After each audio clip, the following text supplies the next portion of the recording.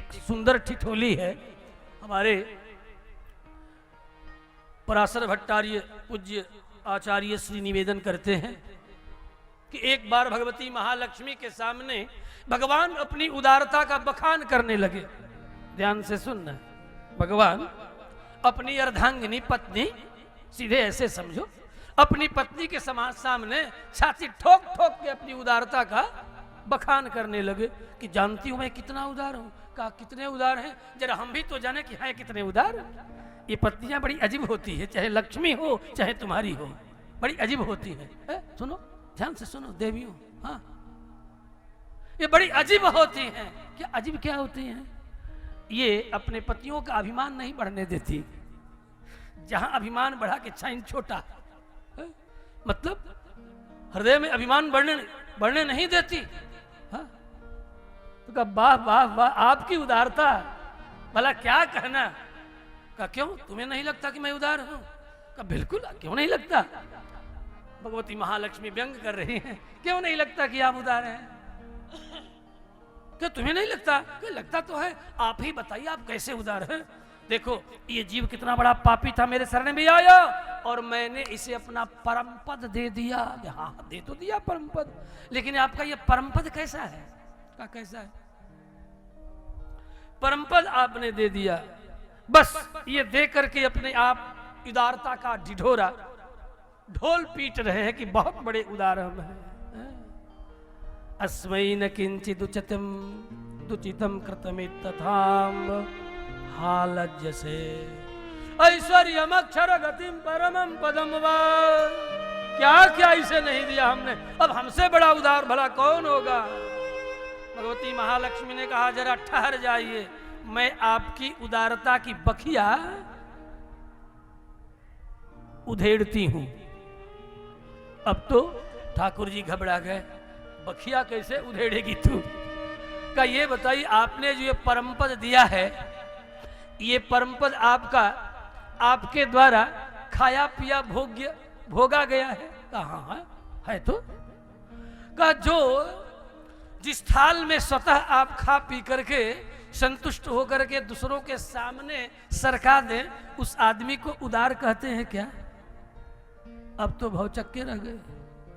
आप अपनी थाली में पा लें और पाने के बाद जो कुछ उसमें बचा हो उसे सरका दें आगे, उसे उदार कहते हैं दुनिया में। अपना जूठा सरका दें, बड़ा मान दे रहे हैं अपना जूठा सरका के, और अपने भक्तों से बिरुदावली भी गवा रहे हैं। वो क्या? ऐसो भगवती महालक्ष्मी को अच्छा नहीं लगा, लेकिन भगवान की छाती अकड़ गई है, फूल गई है। मैं बड़ा उदार हूं, लेकिन लक्ष्मी के एक ही तर्क ने भगवान को पानी पानी बना दिया। ऐसा को उदार जग में, और लज्जित हो गए। सुनो उनकी उदारता, जरा सुना रहे। उदार जग में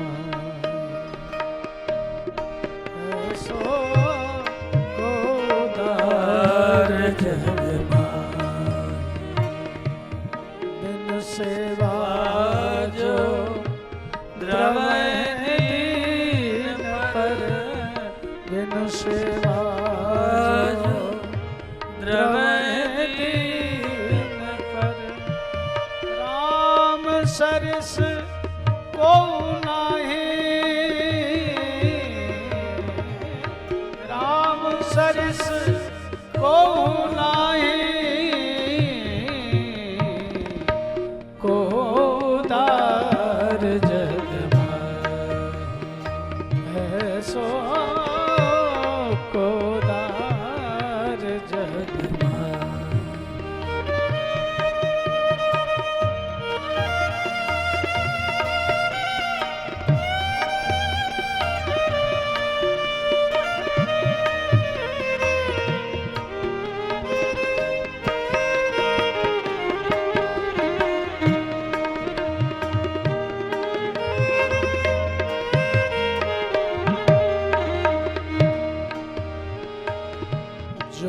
संपत्ति 10 शीस अरपी कर, पते दस शीस अर्पे करे रावण शिव पहने रावण शिव पहने सोई संपदा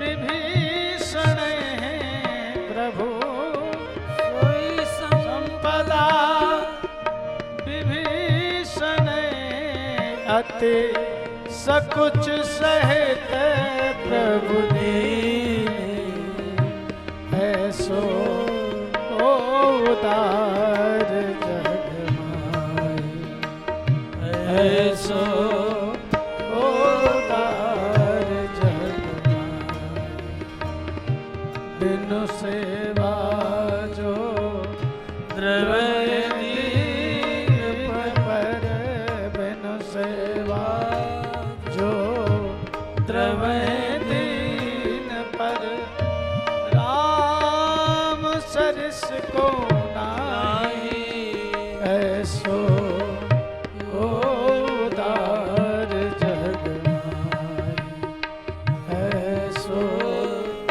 उदार जग भगवान उदार है, लेकिन जब भगवती महालक्ष्मी ने उन्हें समझा दिया तब से संकुचित होकर के, संकोच में पड़ करके, लज्जित होकर के किसी भी को भी कुछ देते हैं तो भगवान लज्जित होते हैं कि क्या दे रहा हूं इसे।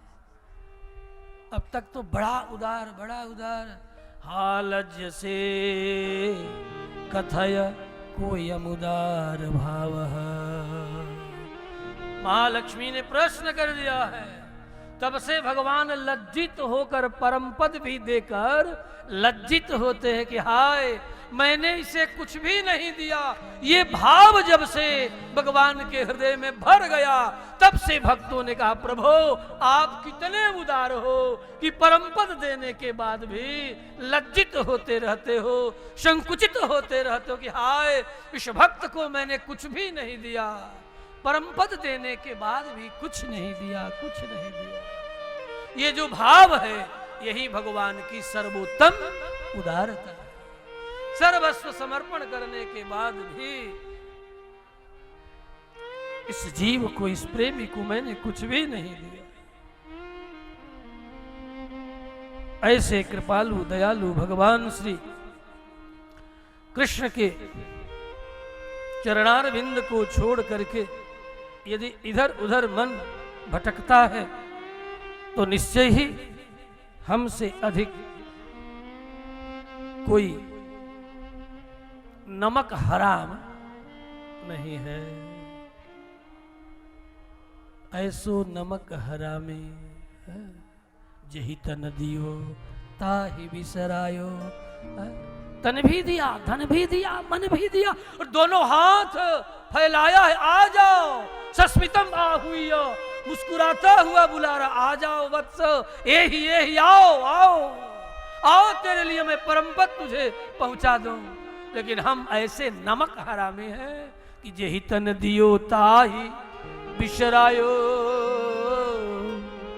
ऐसो नमक हरामी भैया ऐसो मौसम कौन कुटिल खल कामी। मोसो कवन कुटिल खल कामी।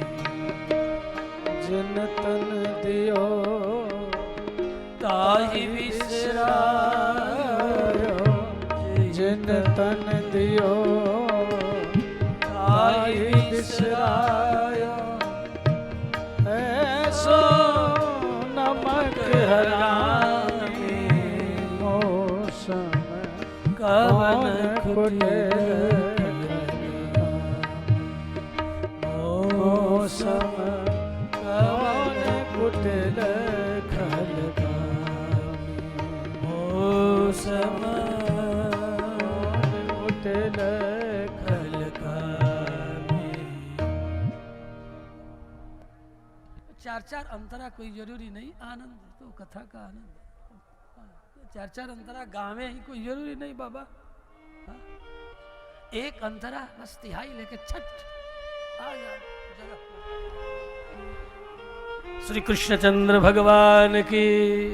देखो मैं खुले मन से कहता हूं, मुझे संगीत का कोई ज्ञान नहीं है, ये मत सोचना कि इसलिए अपने संगीत के तारों में ताल में ज्यादा अंतरा के चक्र में मुझे मत डालो। मैं सबसे अपनी अज्ञानता प्रकट करना भी ज्ञान ही है। हाँ? ये मत समझना, व्यक्ति समझ ही नहीं पाता। अपनी अज्ञानता का बोध होना भी बोध है, और जब तक आपको अपनी अज्ञानता का बोध न हो तो समझ लो कि जीवन में भटकते ही रहोगे। अज्ञानता का बोध होना भी बोध है। इसलिए इस सब तार और स्वर इस सब का मुझे आप सबकी संगति से कुछ जीवा हिला ले, बात और है। काहे को हम कहने जाए कि हमको संगीत गीत ताल का ज्ञान है। बंधुओं, श्रोता बंधुओं, मुझे इससे कोई खास लगाव है, लेकिन बोध नहीं। कह देने में ठीक रहेगा। बहुत लोग सुन रहे हैं, सुभारती चैनल के माध्यम से लाइव श्रवण कर रहे हैं। इसलिए बंधुओं, श्रोता प्रेमियों, मैं अपनी विनम्र अज्ञानता आप सबके सन्निधि में भी व्यक्त करता हूं। बस दो एक पंक्तियों के साथ लहर भगवत स्वरूप का चिंतन करते हुए संगीत के माध्यम से हम शीघ्रता से आज अग्रसर होंगे, क्योंकि मुझे कई कंधों को पार करना है।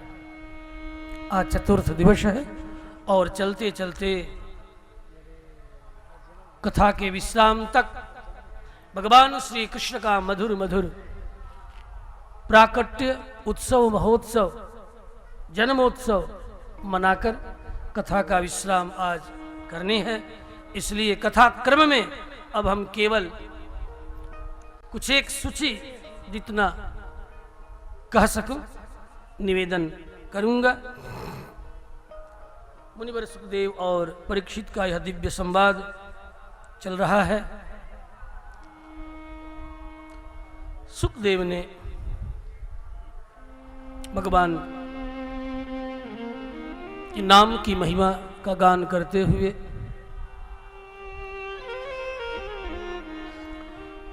किस प्रकार देवर्षि नारद ब्रह्मा से श्रीमद् भागवत को प्राप्त करते हैं, अपने पिता को पूछते हैं। इस प्रकार प्रश्नोत्तरी में ब्रह्मा ने निवेदन किया है आगे कि देखो, ये सारा जगत भगवान नारायण के अंग से ही उत्पन्न हुआ है। सारा वेद उन्हीं का परायण है, उन्हीं के आश्रय में निवास करता है। सारा जगत भी उन्हीं का है। नारायण परा वेदा देवा नारायण अंगजा है, नारायण परा लोका नारायण परा मखा है। ये यज्ञ हो रहा है, ये भी भगवान लक्ष्मी नारायण के ही चरणों में समर्पित है। सारा जगत उन्हीं के परायण है। समस्त लोक उन्हीं के आश्रय में निवास करता है। इसीलिए वे परब्रह्म परमात्मा नारायण इस नाम से जाने जाते हैं।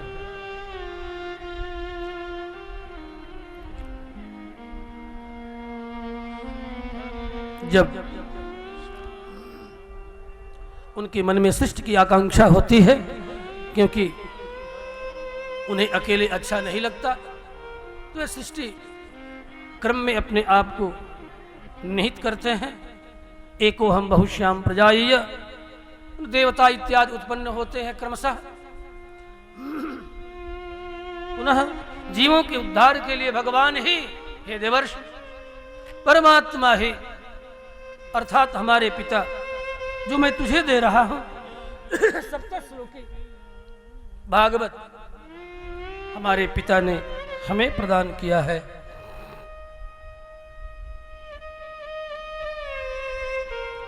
जिसे चतुश्लोकी भागवत के नाम से स्मरण करते हैं, जो 4 श्लोकों में श्री भगवान ने हमें प्रदान किया है, जिनका नाम नारायण है। नारायणम, सारे जीव जगत के जो आश्रय हैं, इसलिए वे नारायण कहलाते हैं। अथवा नारायणम अयनम नारायण, जीव जगत के आश्रय और स्वतः भी नाराह अयनम यस्य, जीव जगत में भी जो प्रवेश करके निवास करते हैं सतत, इसलिए भी वे नारायण कहलाते हैं। जीवों पर कृपा करने के लिए उन्होंने मुझे चतुश्लोकी भागवत प्रदान की।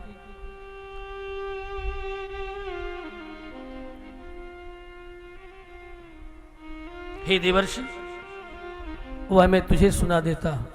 ऐसा मुनिवर सुखदेव ने परीक्षित को सुनाते हुए प्राचीन व्याख्यान का स्मरण किया है। ये जगत जैसा भी है, जिस भाव वाला है, जितना है,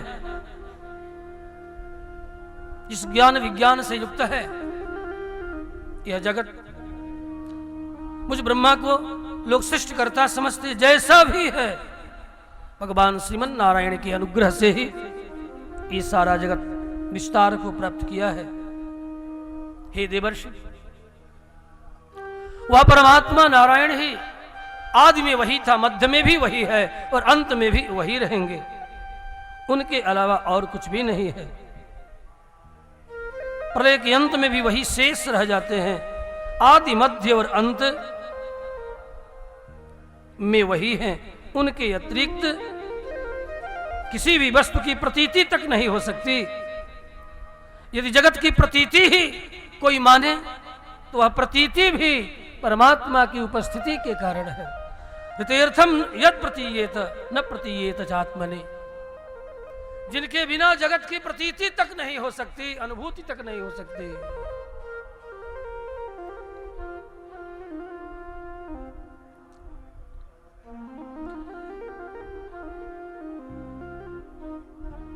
ये 4 श्लोक तो अवश्य कर्ण कुहर में पड़ जाए तो जीव का कल्याण हो जाए। यावान हम यथा भाव यद रूप गुण कर्म कह तथैव तत्व विज्ञानम अस्मते मदनुग्रह अहमेवा समेवाग्रे नान्यद्यत् सद सत्परम पश्चादहं यदि तच्च यो वशिष्येत स्वस्म्यहम् ऋतेर्थं यत् प्रतीयेत न प्रतीयेत चात्मने तद विद्यातात्मनो मायां यथा भासो यथा तमः यथा महान्ति भूतानि भूतेषु च वसेष्वनु प्रविष्टान्यप्रविष्टानि तथा तेषु न तेष्वहम् एतावदेव जिज्ञास्यम्। बस इतनी ही जिज्ञासा जीव की शांत हो जाए कि वह परमात्मा ही अन्वय रूप से सबसे युक्त होकर के और सबसे बाहर भी वही है। इतनी जिज्ञासा यदि शांत हो जाए तो निश्चय ही वह जीव मोह से मुक्त होकर के समाधि से युक्त होकर परम कल्याण को प्राप्त कर लेता है।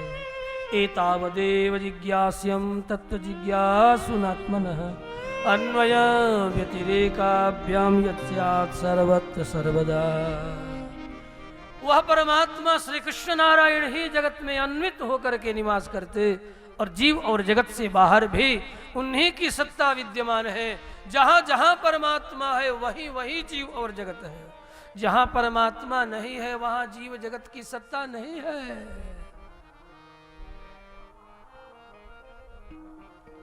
जैसे जहां जहां धूम है वहीं वहीं अग्नि है, जहां धूम नहीं है वहां अग्नि नहीं है, ऐसा नहीं कह सकते। लेकिन जहां जहां धुआं है वहां वहां आग अवश्य है। आग धुआं के बिना भी रह सकता है। यथा अयोगोल के, ये देखिए अयोगोलक है, ये सामने जो जल रहा है यहां धुआं नहीं है लेकिन आग है। उसी तरह जहां जहां जीव जगत है वहां वहां तो परमात्मा है, लेकिन जहां जीव जगत नहीं है वहां भी परमात्मा है। यही है अन्वय और व्यतिरेक। जीव उस परमात्मा से, जगत उस परमात्मा से रहित होकर के अस्तित्वहीन है, अस्तित्व ही नहीं है। उसी के कारण जीव का भी अस्तित्व है और जगत का भी अस्तित्व है। इसीलिए भगवत्पाद रामानुजाचार्य ने विशिष्टाद्वैत सिद्धांत समस्त वेदोपनिषद का सार तत्व ला करके मथ करके हम सबको दिया है कि चिद चिद विशिष्टम ब्रह्मैव एकमेव तत्वम। चित जीव और अचित जगत से विशिष्ट भगवान श्रीमन नारायण कृष्ण ही एकमात्र तत्व है। यदि वे हैं तो जीव जगत है, वो नहीं है तो जीव जगत का अस्तित्व नहीं है। अन्वय व्यतिरेकाभ्याम यत् स्यात् सर्वत्र सर्वदा का तात्पर्य आचार्य जन इस तरह स्मरण दिलाते हैं।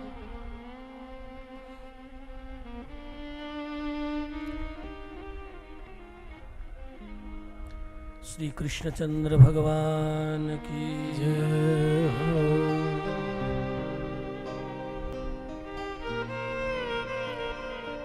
सृष्टि क्रम में भगवान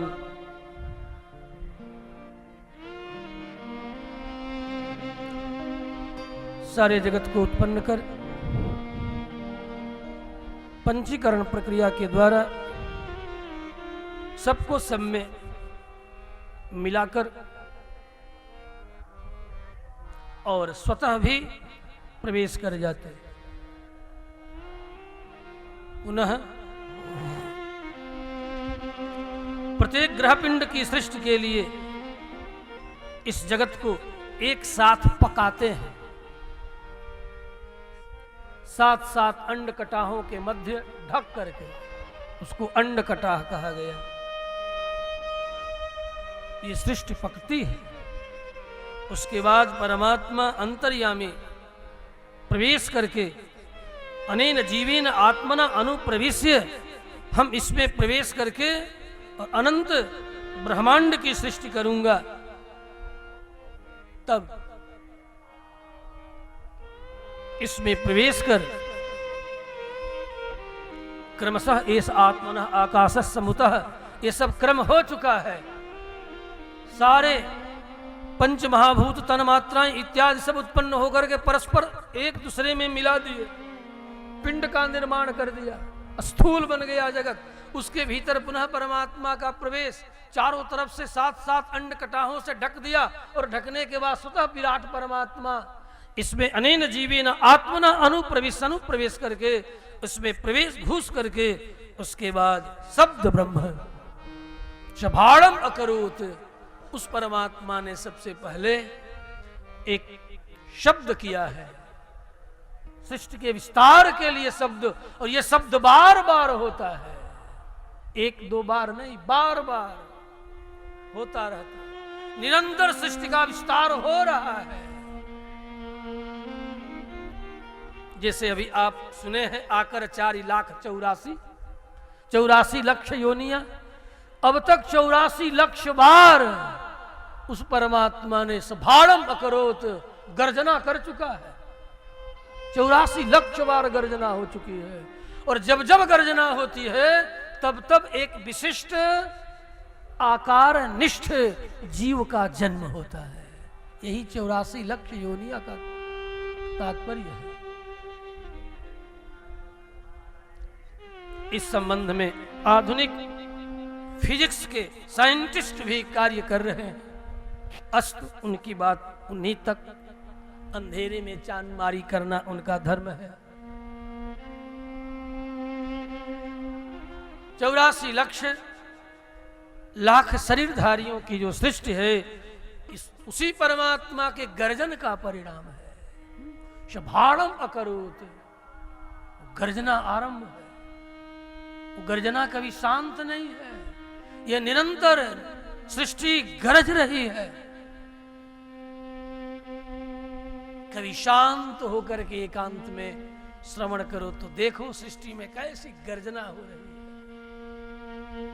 ये सारा जगत शब्द रूप है, परमात्मा का गर्जना रूप। ये शरीर भी आपका, हमका, सबका क्या है? ये शब्द रूप ही है, गर्जन का ही परिणाम है। हाँ? अस्तु पुनः ग्रहपिंड भूर्भुवः स्वः इत्यादि 14 भुवन भगवान स्वतः दिव्य मंगलमय विग्रह धारण करके इस सृष्टि के भीतर क्षीर सागर का पुनः उद्भव होता है। उनके नाभि से कमल उत्पन्न होता और कमल से ब्रह्मा उत्पन्न हो जाते हैं। ब्रह्मा को आज्ञा हुई तप कर, तप आतिष्ठ, तप करो। ब्रह्मा तप में लगते हैं।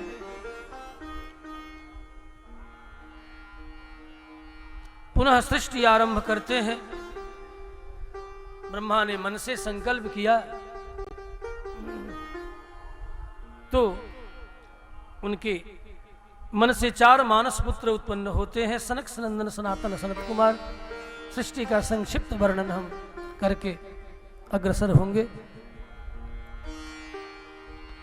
आज्ञा हुई, बेटा मेरे पिता की आज्ञा है सृष्टि करने की, सृष्टि का विस्तार करने की, तू भी कर।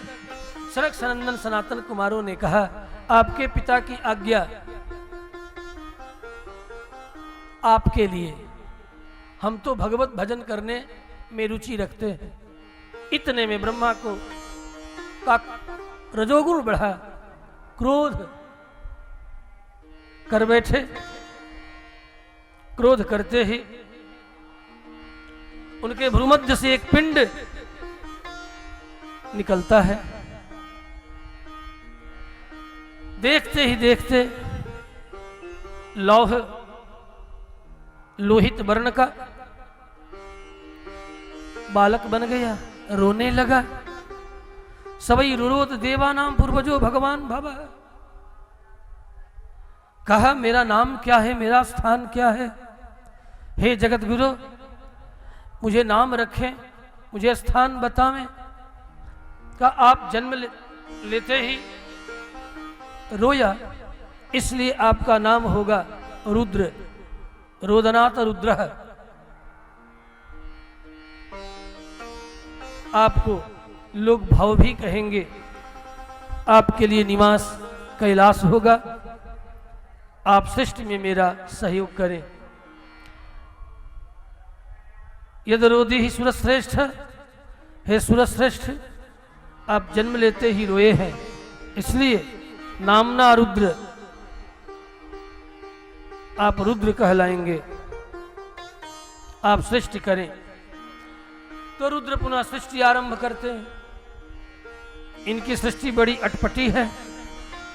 ब्रह्मा के द्वारा की गई सृष्टि को लगा कि खा करके पचा जाए।